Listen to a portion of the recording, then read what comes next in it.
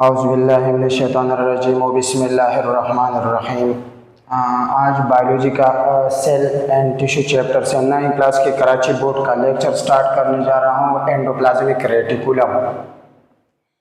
Endoplasmic reticulum cytoplasmic organelle से। Endoplasmic reticulum का जो लफ्ज़ी मायने है सबसे पहले उसके बारे में हम पढ़ते हैं। यहाँ पर 3 अल्फाज से मिलकर बना हुआ है। एंडो का मतलब है इनसाइड। एंडो का मतलब क्या है? इनसाइड। क्या मतलब है? इनसाइड।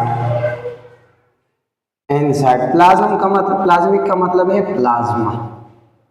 और रेटिकुलम ट्यूब्यूल्स या चैनल को कहा जाता है। किसको कहा जाता है? या चैनल को कहा जाता है जो साइटोप्लाज्म के अंदर मौजूद है। अच्छा, साइटोप्लाज्म एक वाइटल ऑर्गेन है। वाइटल का मतलब है बुनियादी ऑर्गेन है। कौन सा ऑर्गेनेल से? बुनियादी ऑर्गेनेल से। किसके अंदर? वो भी यूकैरियोटिक सेल के अंदर। कौन से सेल के अंदर? यूकैरियोटिक सेल के अंदर। यूकैरियोटिक सेल उन सेलों को कहा जाता है जिनके अंदर न्यूक्लियर मेम्ब्रेन यानी न्यूक्लियस प्रॉपर तौर पर मौजूद हो। ER एक कॉम्प्लेक्स स्ट्रक्चर है। कौन सा स्ट्रक्चर है? कॉम्प्लेक्स नेटवर्क है। किसका? जो मेम्ब्रेन से बना हुआ है, जो ट्यूब्यूल है और सिस्टर्निया है। स्ट्रक्चर में हमने बनाया हुआ है, डायग्राम में हमें। और इसके अंदर वेजिकल मौजूद है। क्या मौजूद है? वेजिकल मौजूद है। ER जो है वो एक इंपॉर्टेंट अहम रोल अदा करता है। किसके अंदर?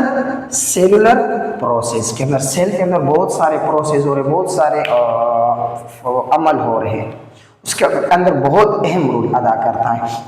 यार और हमने ब्रैकेट के अंदर एक छोटा सा डेफिनेशन और भी दिया हुआ है कि ER इज द ट्यूब्यूल और नेटवर्क लाइक स्ट्रक्चर। ट्यूब्यूल और नेटवर्क की तरह स्ट्रक्चर है जो मौजूद है न्यूक्लियर मेम्ब्रेन और सेल मेम्ब्रेन के बीच में, जिसको क्या कहा जाता है? एंडोप्लाज्मिक रेटिकुलम कहा जाता है। अच्छा, एंडोप्लाज्मिक रेटिकुलम ये हमारे पास टाइप्स है। क्या है? टाइप्स है। 2 टाइप्स है। There are 2 types of endoplasmic reticulum. ये आप लोग को स्ट्रक्चर नजर आ रहे हैं। एक के ऊपर छोटे छोटे दाने नजर आ रहे हैं और एक आप लोग के सामने बिल्कुल क्या है? स्मूथ है, बिल्कुल हमवार है। जो ऊपर छोटे छोटे दाने नजर आ रहे हैं ये असल में क्या है? राइबोसोम्स है। क्या है? राइबोसोम्स है असल में। ये स्ट्रक्चर क्या कहलाता है? राइबोसोम्स कहलाता है। क्या कहलाता है? राइबोसोम्स कहलाता है। एक है हमारे पास रफ एंडोप्लाज्मिक रेटिकुलम और दूसरा हमारे पास है smooth endoplasmic reticulum. Rough endoplasmic reticulum हमारे पास ER का टाइप है। एंडोप्लाज्मिक रेटिकुलम को शॉर्ट में ER भी कहा जाता है, एंडोप्लाज्मिक रेटिकुलम। ये जो टाइप है ER का, जिसके ऊपर मौजूद है राइबोसोम्स। जिसके ऊपर क्या मौजूद है?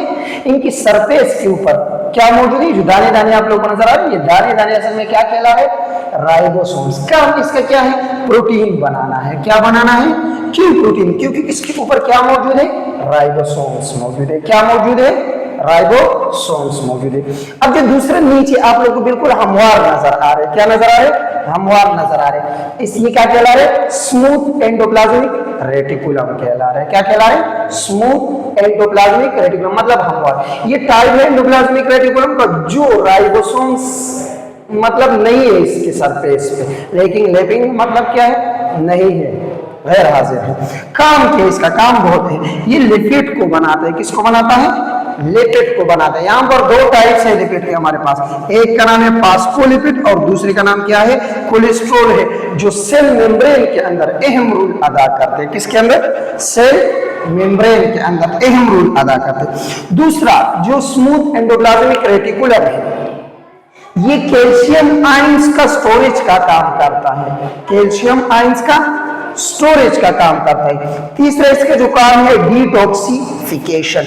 डिटॉक्सिफिकेशन का मतलब है कि हम दवाई वगैरह या कोई जहरीला चीज वगैरह खा लेते हैं तो उसके जहरीलापन को खत्म करते हैं। क्योंकि इस एंडोप्लाज्मिक रेटिकुलम का जो स्मूथ हिस्सा है इसके अंदर क्या मौजूद है? इसके अंदर एंजाइम्स मौजूद है। क्या मौजूद है?